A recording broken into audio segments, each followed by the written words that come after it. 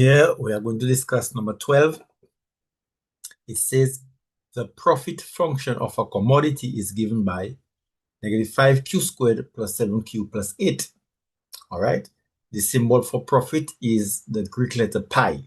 So pi of q is equal to -5q squared plus 7q plus 8. Q is the symbol for quantity. So that's profit in terms of quantity. Now, the first question says to determine the marginal profit function. The marginal profit function is the derivative of the profit function. So we have to find d pi dq. We have to differentiate pi. We have to differentiate the profit in terms of q. So this we are going to apply the power rule. Okay. So we're going to multiply 2 by -5 and subtract 1 from 2.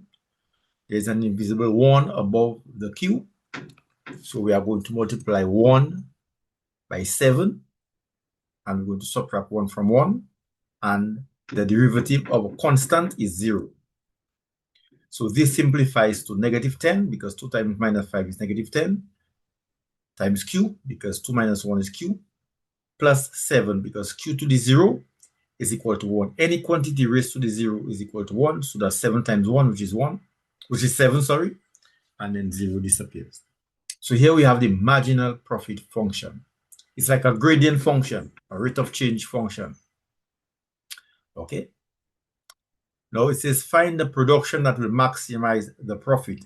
So as you can see, this coincides with the steps of maximizing. First, you have to differentiate, then you have to equate to 0, and then you have to solve, and then to obtain the maximum of whatever variable, you can substitute back into the original function. So now we are going to equate the gradient function. We are going to equate the marginal profit function. We are going to equate it to 0. And we are going to solve for the value of q. So this is -10q. All right. So what we basically do, we are going to bring or cancel out -10 from the left side. It's going to be added to the right side.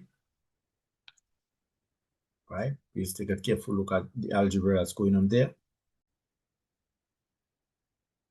So after we have cancelled out -10q from the left side and add it on the right side, we have 7 is equal to 10q. And to cancel out, we divide by 10. So that's 7 divided by 10, which will give us 0.7. Okay. So basically, what we are looking at is quantity. So 0.7 is approximately one value. Okay. That will maximize the profit. And to obtain that maximum profit now, you substitute 0.7 into the original profit function to obtain the value of the profit. So pi of 0.7, -5 times 0.7 squared plus 7 times 0.7 plus 8. And we get a profit of 10.45, okay, which of course is a theoretical value.